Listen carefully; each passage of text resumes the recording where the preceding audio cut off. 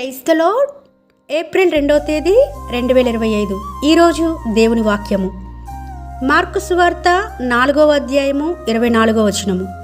మీరేమి వినుచున్నారో జాగ్రత్తగా చూచుకొనుడి. ఈ మాటలు యేసుక్రీస్తు వారు తన శిష్యులను ఉద్దేశించి పలుకుతున్నాడండి. ఈ రోజుల్లో ఈ మాట మనకి చాలా విలువైందండి. ఎందుకంటే అబద్ధ ప్రవక్తలు ఆల్రెడీ బయలుదేరి ఉన్నారు. వారి బోధ ద్వారా అనేకులను ఆకర్షిస్తున్నారు.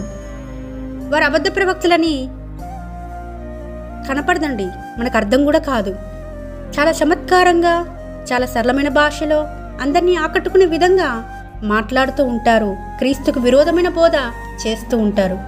కాబట్టి దేవుడు ఈ రోజున మనందరితో హెచ్చరిక చేస్తున్నాడు.